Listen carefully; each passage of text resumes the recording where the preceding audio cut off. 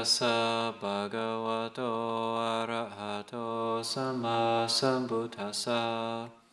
Namo tassa bhagavato arahato sama sambuddhassa. Namo tassa bhagavato arahato sama sambuddhassa. Buddhang dhammang sanghang anuttarang upacayang namasami.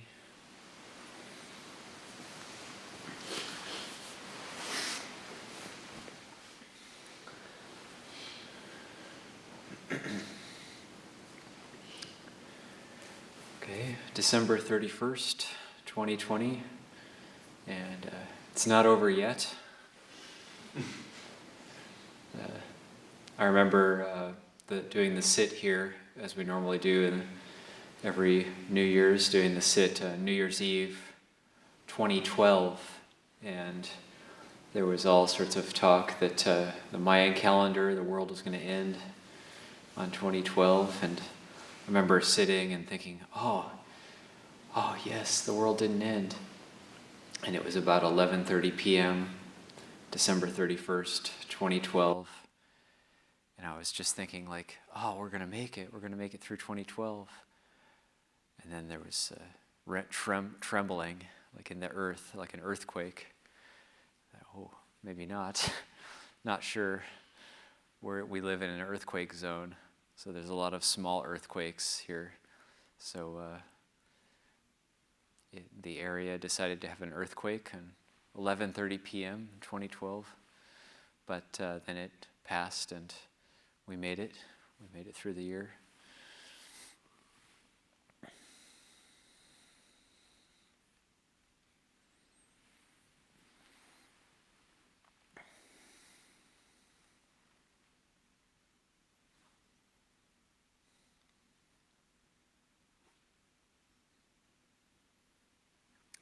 So special time for us. We go toward winter retreat.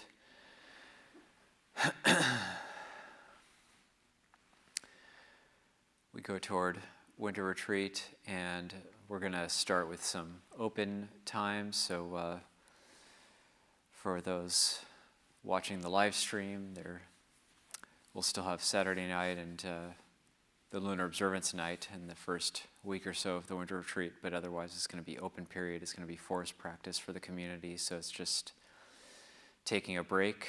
So taking a bit of a break from the live stream for the first part, and then it'll start up again on January 8th. So we need breaks too. And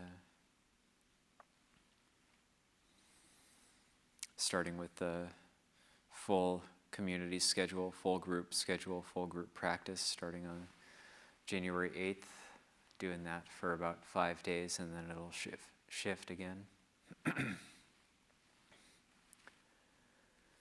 So as the highest blessings was coming up, wanted to do that chant earlier for the evening puja. So just thinking about coming to an end of a year and thinking about blessings and how do we cultivate blessings. And that particular sutta, the Mangala Sutta, it's found in the Sutta Nipata. And for anybody who hasn't read the commentary on that, Bhikkhu Bodhi has this new Sutta Nipata that came out, and it includes the commentaries to all of these, and that's some of the most amazing commentaries, the stories between the stories about the Karaniya Metta Sutta and the Ratana Sutta and the Mangala Sutta. And these are some of the most interesting, in my opinion, commentaries to the suttas, the Sutta Nipata commentary. And this is where a lot of the stories that the Kruba Ajahns in Thailand tell, because this is something that is well known in Thailand, a lot of these stories. But in the West, we're quite new to them. So for example, we chant the Ratana Sutta for like epidemics or pandemics because of the whole story about the Buddha having Ananda chanted in Vesali because there was a plague that broke out there.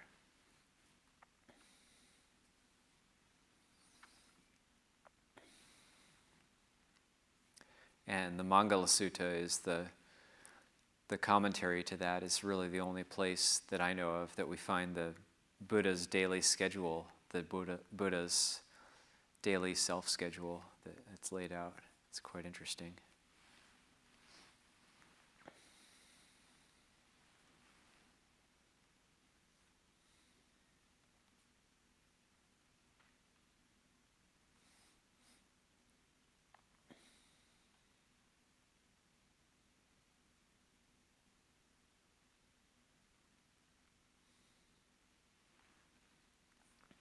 So the Mangala Sutta is like this progression starting from, well, it's a deva coming to the Buddha. And the whole reason the commentary lays out the Buddha's daily schedule is it's talking about the beginning of the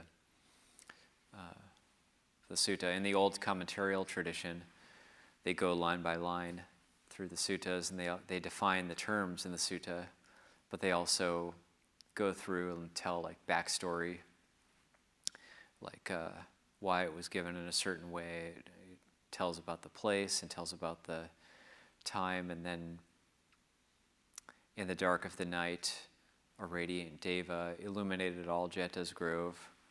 And so like the Buddha's in Jeta's grove and Anathapindika's park, and the night has well advanced.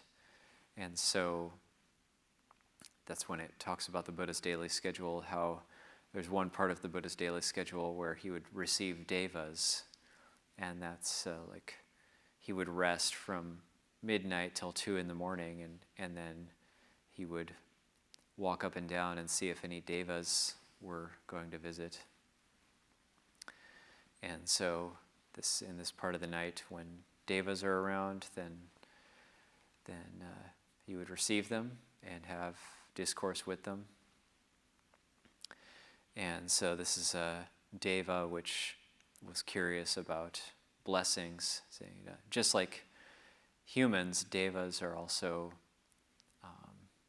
and according to Buddhist lore, then the devas, many devas actually look like humans, but they're composed of light. Deva means luminous, and it's like a being of light. And so this deva came down and said, just like humans, devas long for peace and happiness always, and we always want more refined peace and happiness. We always want blessings. So what are the highest blessings? How do we cultivate the highest blessings?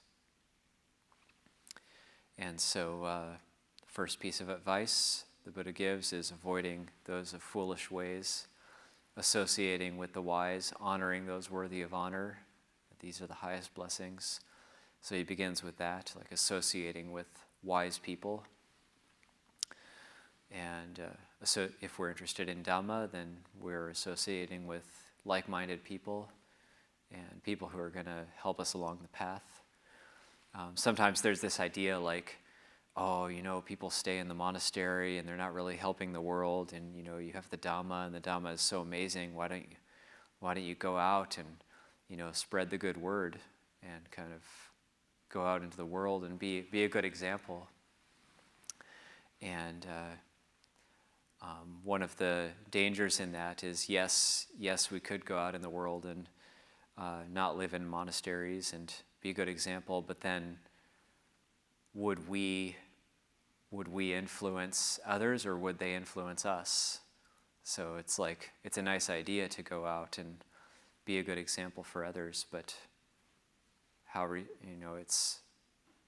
think it's highly unlikely they'll be receptive to it, or else they would be drawn to the monastery. The people who are receptive to it are drawn to the monasteries, or drawn to the Dhamma of their own volition.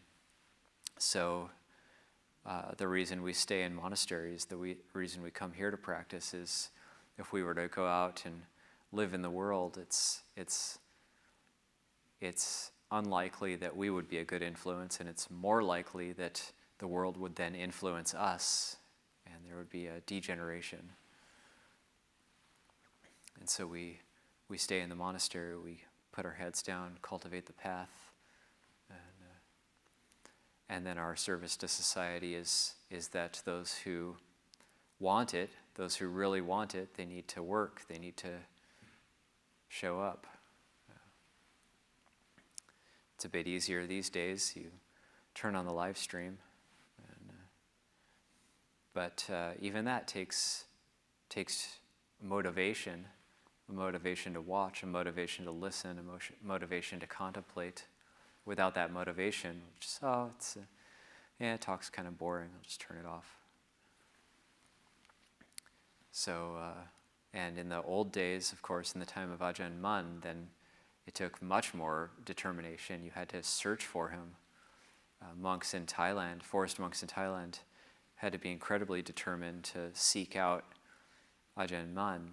And then it was like they had to search for a long time. Sometimes you'd get a pair of Tudong monks searching for Ajahn Mun so they could get some teachings, and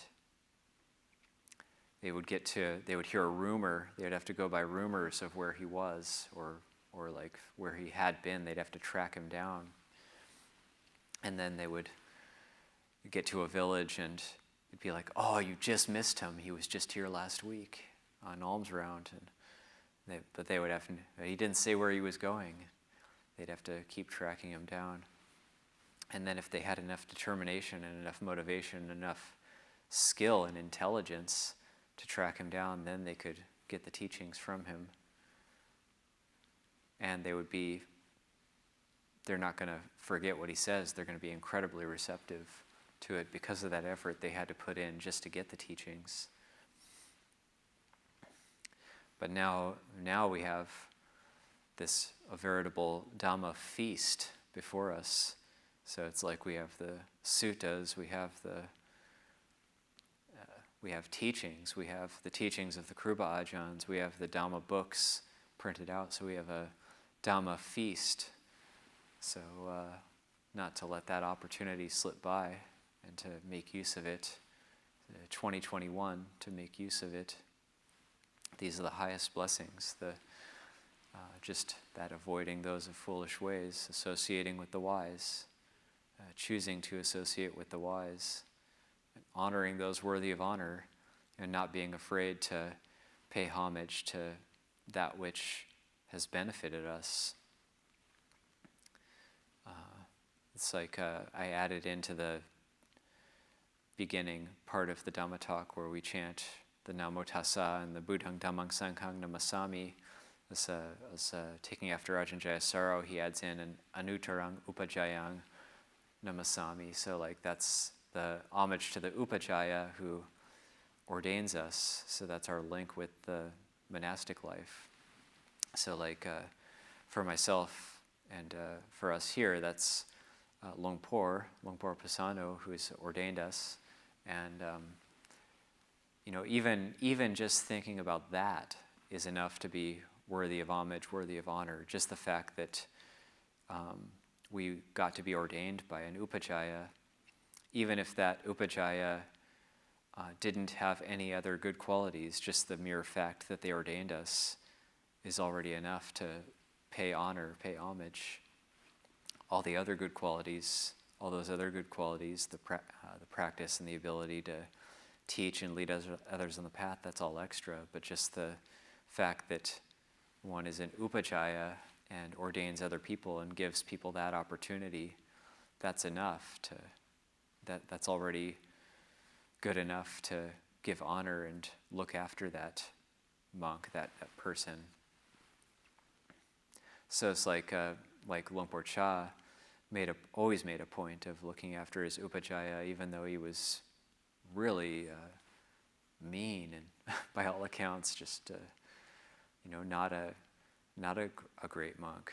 And Luangpor Cha never forgot that link that he was ordained by this person.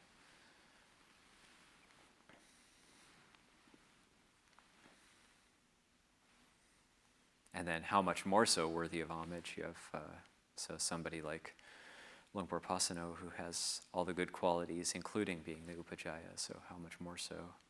So it's easy then.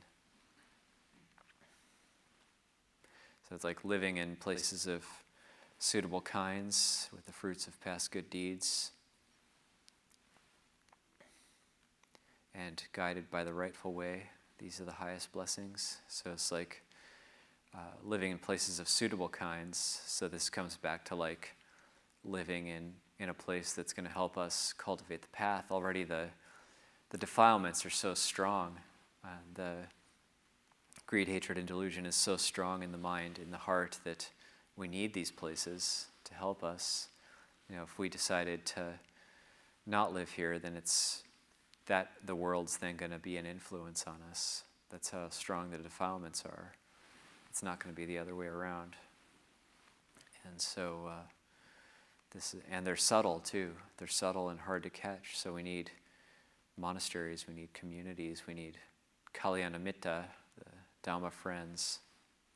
And with the fruits of past good deeds, it's recognizing that we're here because of some sort of good actions that we've done in the past. There's been a certain momentum building up, and that's what's driven us here. There's that deep, wholesome motivation, the wholesome root.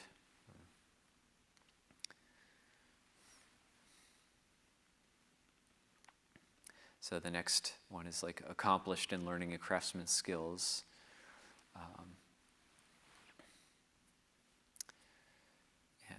So that talks about like this progression of the Mangala Sutta. It kind of starts with lay life and goes into monastic life. So it's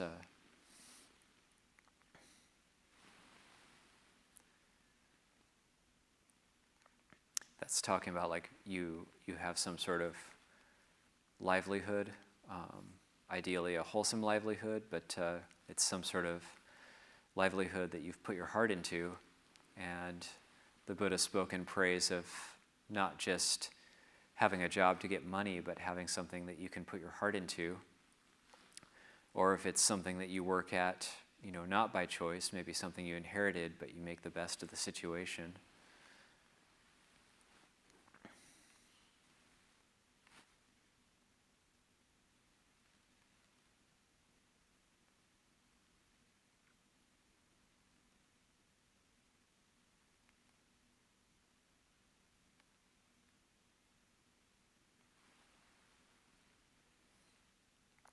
So it's like it's talking about like being skilled,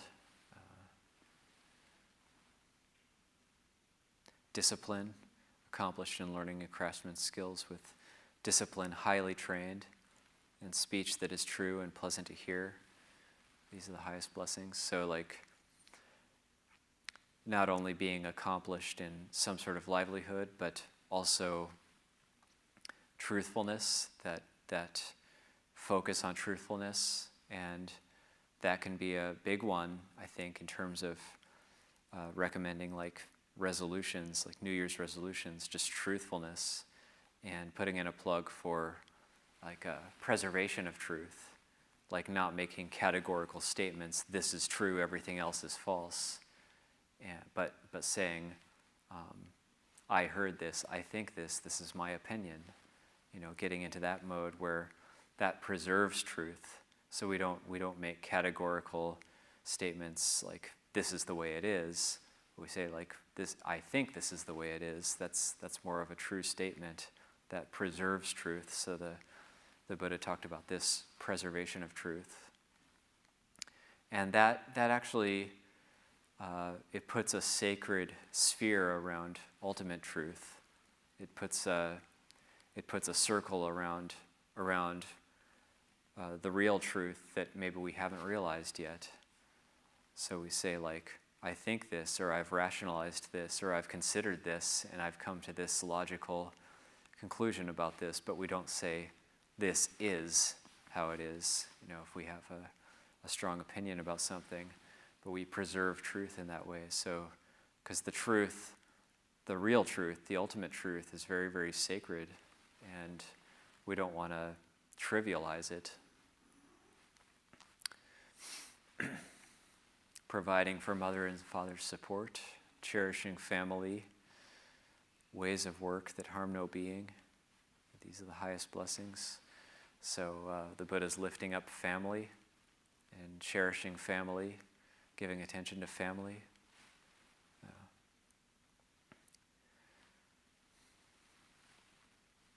so doing what we can to provide for mother and father support. And this is the Buddha's teachings on looking after or on gratitude to mother and father, gratitude to parents.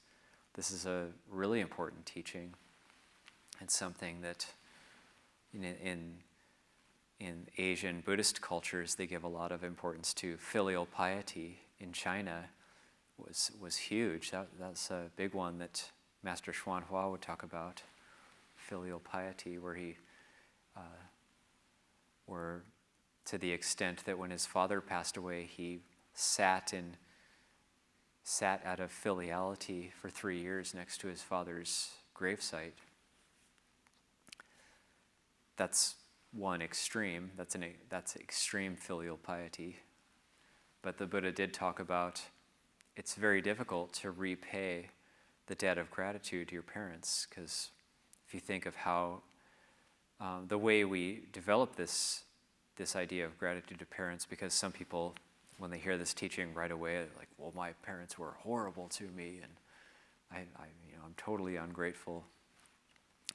And but then if we think about if we're alive, then it's worthy to have gratitude to parents or whoever brought us up, because when we were born, we were totally helpless, and in that state of helplessness, we did get helped somehow. We survived, and so we were loved. We were brought up.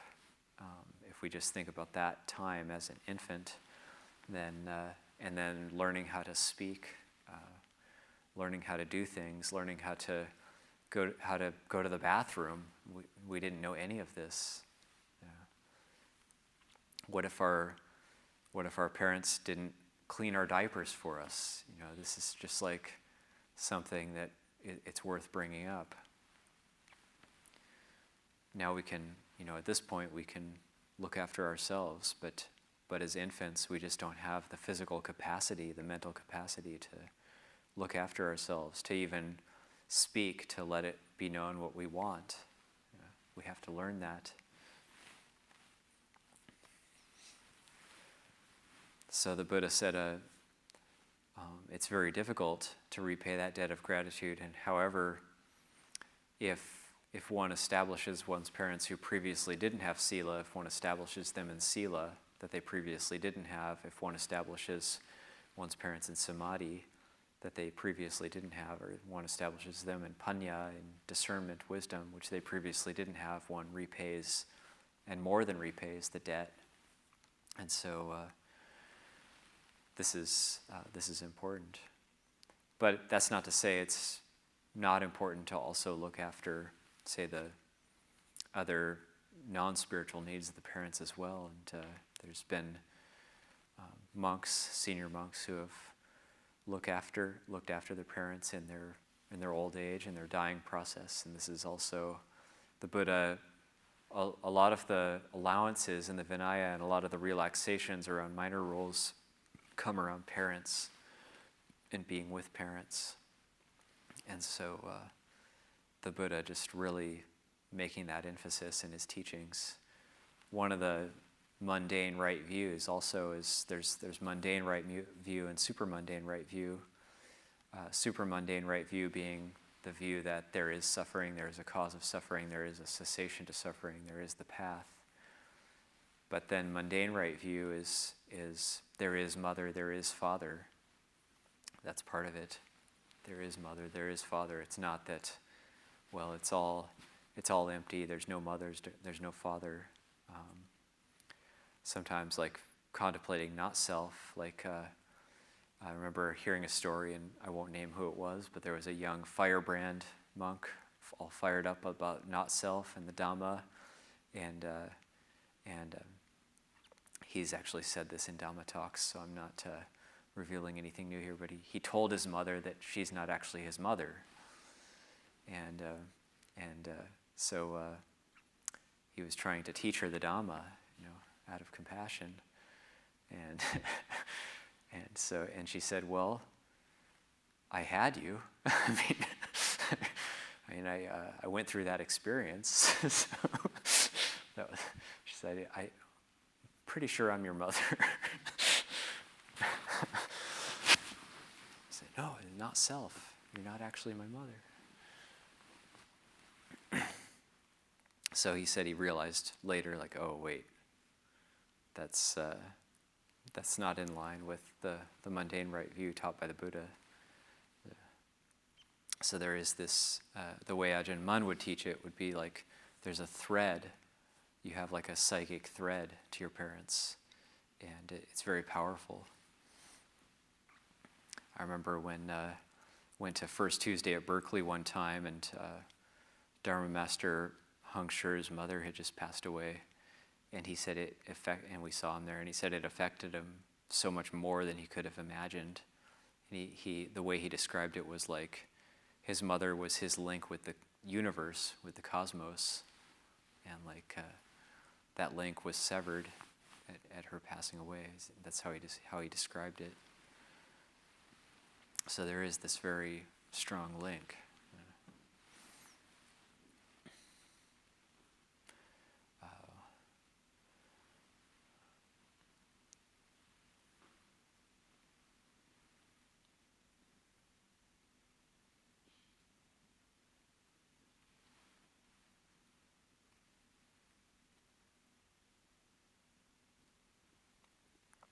So like generosity and living a righteous life. And these are some more of the highest blessings. The Buddha goes on, steadfast in restraint, shunning evil ways, and avoiding intoxicants that dull the mind. These are the highest blessings. So getting into moving on from, say, like being a righteous layperson, moving on to getting into the sila and starting to focus on sila, steadfast in restraint, and shunning evil ways. So that's like hiriotapa. So that's the sense of conscience, and starting to sense that there's a need for restraint.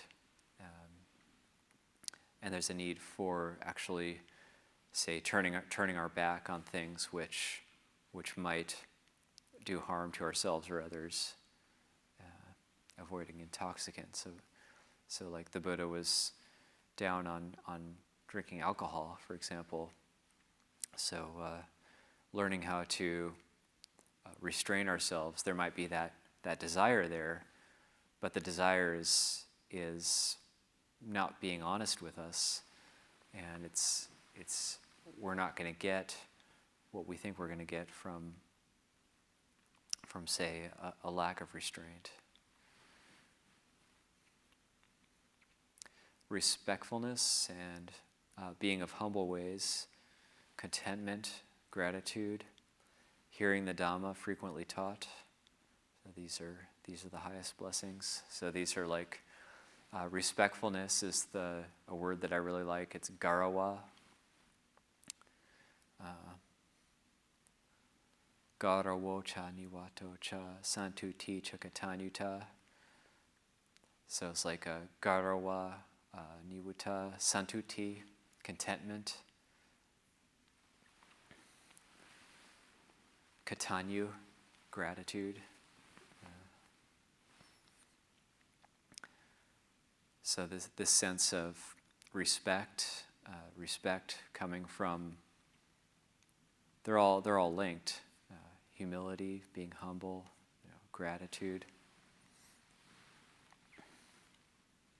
So these are all like really beautiful Dhamma qualities one is starting to develop, and all of these things is like the Buddha saying, this is the way you generate blessings. You actually create blessings.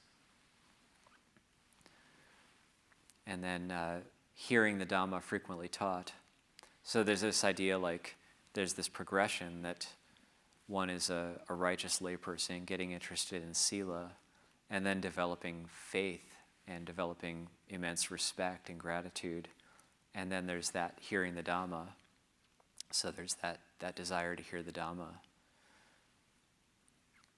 And then in the next set, it changes to speaking on the Dhamma. So then one has heard the Dhamma, but one is then learned enough that one then speaks on the Dhamma. So then the next set being patience and willingness to accept one's faults, seeing venerated seekers of the truth,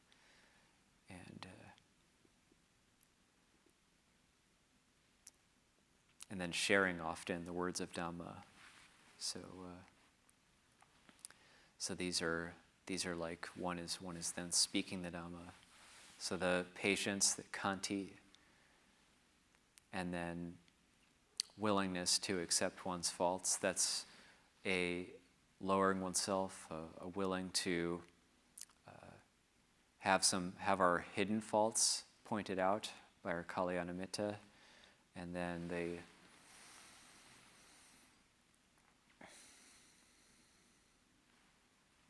like seeing the venerated seekers of the truth. That's like the people who have been practicing for a long time and practicing seeking the Dhamma, seeking the truth,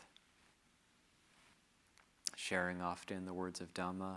So that's like speaking on the Dhamma, learning how to teach the Dhamma. And there's different views on this. Like there is a quite purist view about teaching Dhamma, and it comes up in our circles sometimes that one shouldn't teach the Dhamma unless one has fully realized the Dhamma.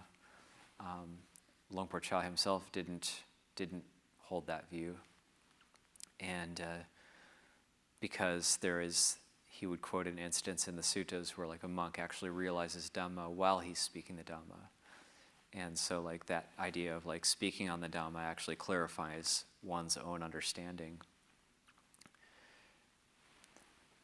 And then the next set being ardent, committed to the holy life, seeing for oneself the noble truths.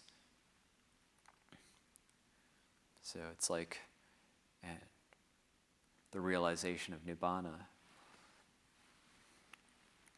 This kind of makes me think of the life of the Buddha, and that's going to be, like the theme for this year's winter retreat is going to be a little bit different. It's going to be Buddha Nusati, just because I like to think about the Buddha and talk about the Buddha, and it's in terms of being ordained as Buddhist monks in a Theravada monastery. I think it's good to know about the life of the historical Buddha, but also it's incredibly inspiring. And thinking about like how the life of the Buddha was probably lived. This great man who lived in the past, and the Dhamma comes from. And so this word Nibbana was quite important to the Buddha, and they have a lot of commentarial stories and legends. Like in Thailand, when they talk about the life of the Buddha, it's fleshed out with the commentaries a bit more than our sutta-based life of the Buddha in the West, where we have like Venerable Nyanamoli's Life of the Buddha, which is almost completely sutta-based, although it has some commentarial stuff in it. But you get, like in Thailand, reading the Buddha Brawat, or the Life of the Buddha, Buddha's life story in Thailand, you get these interesting commentarial stories that you don't really find in English. So one that I like is where the young prince, he first hears the word Nibbana by somebody else speaking the word Nibbana. So like, the young prince he would get into these kind of pensive moods sometimes. And so you could think maybe he's in his early 20s at this point, and he's walking through the streets of Kapilawatu, and he's in kind of a quiet mood, pensive mood, and everybody loves him. So he's like this really easy to get along with guy, and he's walking through the kind of streets up and down where the palace is, and then one of his relatives, one of his aunts, is like singing, looking at him, and kind of bursts into song. So she's looking down at him from a second-story window, and she's singing that whenever we see Prince Siddhartha, we always feel at ease, and whenever we see Prince Siddhartha, we always feel cooled. and cooled is nibbanati. It's the verb form of nibbana. And he kind of hears this, he overhears this as he's walking away, and he develops this immensely strong spiritual feeling, like an immense inspiration when he hears the word nibbana, and he's walking away and he's thinking, nibbana, nibbana, nibbana. It's just one of those not very often heard, stories of like the earlier life of the Buddha. And so having kept that in mind, you get the sense he kept that in mind, and that colored his experience, and was as the other things in his life unfolded.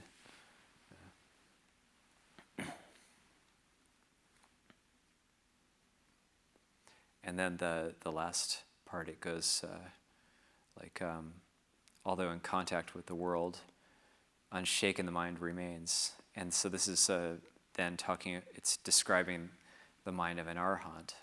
Although in contact with the world, although in the world, in contacting things, having to eat, having to sleep, having to go through the daily life of an ordinary person, although in contact with the world, the mind is unshakable, beyond all sorrow, spotless, secure. These are the highest blessings. And so this like progression through to hearing the Dhamma, speaking the Dhamma, realizing the Dhamma, and then living in the Dhamma, being the Dhamma. This is the progression of these blessings. And then the sutta ends with they who live by following this path know victory wherever they go. Every place for them is safe. And these are the highest blessings. And Bhikkhu Bodhi, when he was here one time and he gave a commentary on the Mangala Sutta for us, he made a point of that's slightly mistranslated at the end. It's they are the ones who have the highest blessings. It's not these are the highest blessings. So it's slightly different wording at the end there, that they are the most blessed. So this is like a progression. So for me, what was coming up, and just throughout the day today, thinking about what kind of a reflection is coming up, ending 2020, going into 2021, and just that idea of blessings and generating blessings. And prayer as well. Prayer is a Christian concept, but we certainly pray in terms of making aspirations and making determinations and hoping for the best for ourselves and for everybody in the world. And the world is the physical earth is a very big place. It's made to seem small through technology and through the internet, but it's very big. If you think of just how vast the world is, like the earth is just so like there's so much more water, there's so much more ocean than land, and say the land is what, 1/4 or 1/3 or something like that of the planet, and then the rest is ocean. And if you think of one way we can think of how incredibly big that is that if you just take just the land, and with all of our technology and all of our engineering and all of our vehicles, we still can't go certain places. We haven't explored all of the land. Say, for example, like the Sangpo River Gorge in Asia is can't be seen even by satellite and is incredibly difficult to get into. And so we can't even explore all of the land, and then the oceans. The oceans are a complete mystery underneath. Maybe we can do some sort of depth imaging or something like that with our satellites or whatever, but just that the world, the earth is just so kind of vast, and then thinking below us, sometimes they dig up dinosaur bones, But just think of like, those are just like little holes here and there. Just think of like how much history is buried below us that we just don't know about. And there's just this sense of wonder and amazement at just this planet that we live on. And there's just so many mysteries about it and so many kind of wonderful things and secrets to be discovered and uncovered. And then the people in the world, all people have this latent ability toward kindness. And we think of people like Angulimala, characters in the suttas who were very bad and then turned to be very good. And this is always possible, so we can make prayers and aspirations. May people learn about goodness, may people learn about kindness, and may there be world peace. May people learn about the precepts and the sila, and may as many people as possible, even if they can't keep the 5 precepts, may they keep 1 precept, or at least some sort of precept of any religion or any race. May there be peace, may there be kindness in the world, so we can make these kind of aspirations and start to generate these blessings. And then also like remembering what we allow into our heart is going to color what comes out. And so allowing in, like noticing goodness, noticing the positive, and allowing that in, helping to generate those blessings. And so, tonight we'll do our sit for anybody who would like to. We'll sit until midnight and bring in the new year, and then go for a rest. We'll bring in the new year with the Paritta chanting. So that'll start at about 11:45 for anybody who's interested. And I'll leave it at that for this evening.